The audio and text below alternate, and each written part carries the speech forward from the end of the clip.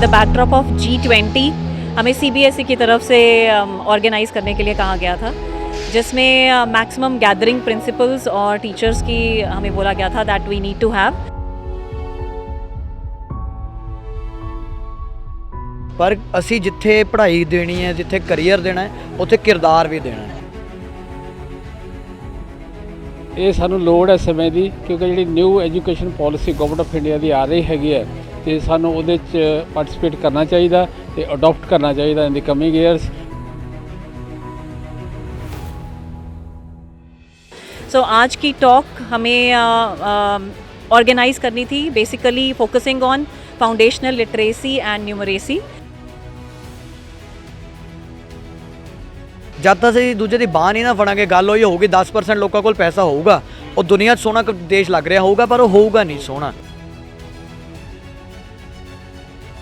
ਸਮਾਜ ਸੇਵਾ ਦੇ ਲਈ ਅੱਗੇ ਆਈਏ, ਸੋਸ਼ਲ ਕੰਟਰੀਬਿਊਸ਼ਨ ਕਰੀਏ। ਜੇ ਉਹ ਨਹੀਂ ਕਰਾਂਗੇ ਤਾਂ ਕੋਈ ਫਾਇਦਾ नहीं है। एंड बहुत अच्छा लर्निंग एक्सपीरियंस था, बिकॉज अगर फाउंडेशन स्ट्रॉन्ग होगी, किस तरह की एक्टिविटीज़ करनी चाहिए ताकि बच्चे रोट मेमोरी से बाहर आके एक्टिविटीज़ के थ्रू लर्न करें एंड कंट्री को लीड करने के लिए रेडी हों। 3 discussions, one on NEP, one on foundational literacy numeracy and one on G20 और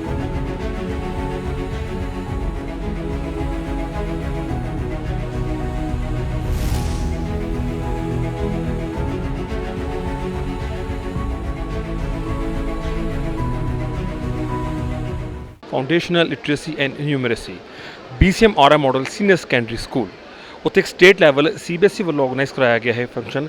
तो गलबात करते हैं की कुछ होया दे विच। पहले तो प्रिंसीपल डॉक्टर अनुजा कौशल साडे कोल मौजूद ने। की कुछ फंक्शन सीगा जी? बेसिकली ये कॉन्फ्रेंस स्टेट लेवल कॉन्फ्रेंस थी, जो in the backdrop of G20 हमें CBSE की तरफ से ऑर्गेनाइज़ करने के लिए कहा गया था, जिसमें मैक्सिमम गैदरिंग प्रिंसिपल्स और टीचर्स की हमें बोला गया था that we need to have. And because India की नेशनल एजुकेशन पॉलिसी एक बहुत बड़ा ड्रीम है टू इम्प्लीमेंट दैट पॉलिसी, तो उस ड्रीम को पूरा करने के लिए एजुकेशनिस्ट को उसके चैलेंजेस क्या हैं या how to implement it, it is very important, and there has been lot of emphasis on early childhood education by the CBSE also. So आज की टॉक हमें ऑर्गेनाइज़ करनी थी, basically focusing on foundational literacy and numeracy and दूसरा implementation of NEP and how G20 aspirations can be met by educating the youth, ताकि वो youth country की progress को और सक्सेस को लीड करे और सक्सेसफुल बनाए। सो इसलिए सभी एजुकेटर्स को फाउंडेशन लेवल स्ट्रॉन्ग करने के लिए मोटिवेट करना बहुत ज़रूरी था। और फाउंडेशनल लिटरेसी न्यूमरेसी के लिए 2 एक्सपर्ट टॉक्स थी आज। एक director BCM Arya doctor Paramjit Kaur ने हाफ एन आवर हमें सबको मीनिंग समझाया, what is the importance of foundational literacy numeracy, and city coordinator mister AP Sharma ने निपुण भारत की डिटेल्स सबको दी। एंड बहुत अच्छा लर्निंग एक्सपीरियंस था, बिकॉज अगर फाउंडेशन स्ट्रॉन्ग होगी, किस तरह की एक्टिविटीज़ करनी चाहिए ताकि बच्चे रोट मेमोरी से बाहर आके एक्टिविटीज़ के थ्रू लर्न करें एंड कंट्री को लीड करने के लिए रेडी हों, तो ये सारा पर्सपेक्टिव उसी के अंडर ऑर्गेनाइज़ किया गया था। और हमारे पास more than 600 principals, teachers, school primary heads आज आए थे इसको अटेंड करने, और सभी ने एंड तक बैठ के अटेंड किया। We were having 3 discussions, one on NEP, one on foundational literacy numeracy and one on G20। और G20 की क्या एस्पिरेशंस हैं ये वाइस चांसलर सर ने हमें बताई। सर इसके बारे में और बता सकते हैं। सो पहला तो पंजाब खेतीबाड़ी यूनिवर्सिटी के worthy vice chancellor honourable doctor Satbir Singh Gosal ji, पहला तो मुबारक देने आ जी। PAU इंडिया की सारी खेतीबाड़ी यूनिवर्सिटी टॉप पर आई है जी, किवें लगता है? बहुत वधिया लग रहा है। It's a proud movement for PAU, for Ludhiana and Punjab as well. ਅੱਜ ਤੁਸੀਂ ਮੁੱਖ ਮਹਿਮਾਨ ਦੇ ਤੌਰ ਤੇ ਆਏ ਹੋ ਜੀ। ਨੈਸ਼ਨਲ ਐਜੂਕੇਸ਼ਨ ਪਾਲਿਸੀ ਦੀ ਇੰਪਲੀਮੈਂਟੇਸ਼ਨ G20 ਗੋ ਅਹੈਡ, ਇਸ ਸਭ ਨੂੰ ਕਿਵੇਂ ਦੇਖ ਰਹੇ ਹੋ? ਇਹ ਸਾਨੂੰ ਲੋੜ ਹੈ ਸਮੇਂ ਦੀ, ਕਿਉਂਕਿ ਜਿਹੜੀ new education policy government of India ਦੀ ਆ ਰਹੀ ਹੈਗੀ ਹੈ ਤੇ ਸਾਨੂੰ ਉਹਦੇ 'ਚ ਪਾਰਟਿਸਿਪੇਟ ਕਰਨਾ ਚਾਹੀਦਾ ਤੇ ਅਡਾਪਟ ਕਰਨਾ ਚਾਹੀਦਾ ਇਨ ਦੀ ਕਮਿੰਗ ਈਅਰਸ।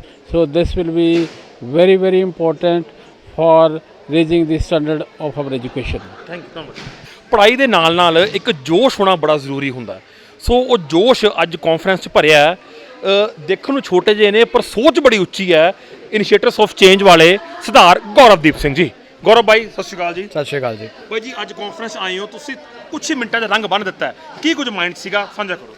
ਇੱਕੋ ਇੱਕ ਗੱਲ ਸੀ ਕਿ ਬਹੁਤ ਸਾਲਾਂ ਤੋਂ ਨਾ ਅਸੀਂ ਟੀਚਰਾਂ ਨਾਲ ਰਹਿੰਦੇ ਆ ਰਹੇ ਹਾਂ ਤਾਂ ਟੀਚਰਾਂ ਦਾ ਹਮੇਸ਼ਾ ਫੋਕਸ ਹੁੰਦਾ ਕੈਰੀਅਰ ਤੇ, ਜੋ ਕਿ ਚੰਗੀ ਗੱਲ ਹੈ। Like teachers are the nation builder ਸਾਰੇ ਕਹਿੰਦੇ ਆ, ਪਰ ਅਸੀਂ ਜਿੱਥੇ ਪੜ੍ਹਾਈ ਦੇਣੀ ਹੈ, ਜਿੱਥੇ ਕੈਰੀਅਰ ਦੇਣਾ ਹੈ, ਉੱਥੇ ਕਿਰਦਾਰ ਵੀ ਦੇਣਾ ਹੈ। ਤਾਂ ਮੈਨੂੰ ਲੱਗਿਆ ਸੀ ਕਿ G20 ਦੀ ਜਦ ਅਸੀਂ ਗੱਲ ਕਰ ਰਹੇ ਹਾਂ ਨਾ, ਤਾਂ G20 ਚਾਹੇ ਅਸੀਂ ਪ੍ਰੈਜ਼ੀਡੈਂਟ ਬਣ ਜਾਈਏ, ਚਾਹੇ ਅਸੀਂ ਮੈਂ ਕਹਿੰਦਾ ਯੂਨਾਈਟਿਡ ਨੇਸ਼ਨਸ ਪਰਮਾਨੈਂਟ ਮੈਂਬਰਸ਼ਿਪ ਲੈ ਲਈਏ, ਚਾਹੇ ਦੁਨੀਆ ਦੀ ਸਭ ਤੋਂ ਵੱਡੀ ਕੰਟਰੀ ਹੋ ਜਾਈਏ, ਜਦ ਤੱਕ ਸਾਡੇ ਬੱਚਿਆਂ ਦੇ ਕਿਰਦਾਰ ਨਹੀਂ ਹੈ, ਜਦ ਤੱਕ ਅਸੀਂ ਇੱਕ ਦੂਜੇ ਦੀ ਬਾਂਹ ਨਹੀਂ ਫੜ ਰਹੇ, ਕਿਉਂਕਿ ਸਾਡੀ ਆਬਾਦੀ ਬਹੁਤ ਹੈ ਦੇਸ਼ ਦੀ, ਜਦ ਤੱਕ ਅਸੀਂ ਦੂਜੇ ਦੀ ਬਾਂਹ ਨਹੀਂ ਨਾ ਫੜਾਂਗੇ, ਗੱਲ ਉਹੀ ਹੋਊਗੀ 10% ਲੋਕਾਂ ਕੋਲ ਪੈਸਾ ਹੋਊਗਾ, ਉਹ ਦੁਨੀਆ 'ਚ ਸੋਹਣਾ ਦੇਸ਼ ਲੱਗ ਰਿਹਾ ਹੋਊਗਾ, ਪਰ ਉਹ ਹੋਊਗਾ ਨਹੀਂ ਸੋਹਣਾ।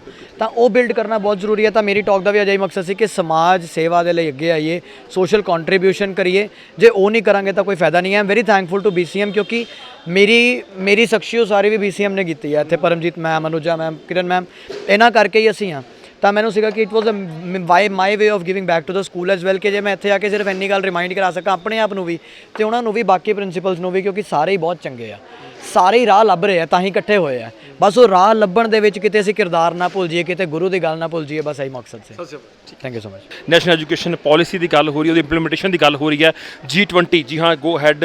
ਸੋ ਇੱਕ CBSE ਵੱਲੋਂ ਜਿਹੜਾ ਇੱਕ ਬੈਕ ਟੂ ਦਿੱਤਾ ਗਿਆ ਕਿ ਕਿਤੇ ਨਾ ਕਿਤੇ ਹੁਣ ਜਿਹੜੇ ਐਜੂਕੇਟਰਸ ਹੈਗੇ ਨੇ, ਤਾਂ ਗੱਲ ਕਰੀਏ ਤਾਂ BCM ਦੇ ਵਿੱਚ, BCM ਔਰਾ ਮਾਡਲ ਸਕੂਲ ਦੇ ਵਿੱਚ ਇਹ ਸਾਰਾ ਇਵੈਂਟ ਹੈ ਜੋ ਆਰਗੇਨਾਈਜ਼ ਹੋਇਆ ਸੀਗਾ। ਸਟੇਟ ਲੈਵਲ ਕਾਨਫਰੰਸ ਸੀ ਇਹ, ਤੇ 500 ਤੋਂ ਜ਼ਿਆਦਾ ਜਿਹੜੇ ਐਜੂਕੇਸ਼ਨਿਸਟ ਸੀਗੇ, ਜਿੰਨੇ ਵੀ ਸਕਾਲਰ ਸੀਗੇ, ਉਹਨਾਂ ਇੱਥੇ ਭਾਗ ਲਿਆ ਅਤੇ ਦੱਸਿਆ ਕਿ ਕਿਸ ਤਰ੍ਹਾਂ ਮੁੜ ਤੋਂ ਰੂਟ ਤੋਂ ਜਿਹੜੀ ਪੜ੍ਹਾਈ ਹੈ ਫਰੋਮ ਵੈਰੀ ਚਾਈਲਡਹੁੱਡ, ਇਸ ਐਜੂਕੇਸ਼ਨ ਨੂੰ ਕਿਵੇਂ ਹੋਰ ਜ਼ਿਆਦਾ ਸਟਰੋਂਗ ਕਰ ਸਕਦੇ ਆ, ਕਿਉਂਕਿ ਜਿਹੜੇ ਵਿਦਿਆਰਥੀ ਹੁੰਦੇ ਨੇ ਉਹ ਕਿਸੇ ਵੀ ਦੇਸ਼ ਦੀ ਬੈਕਬੋਨ ਹੁੰਦੇ ਆ।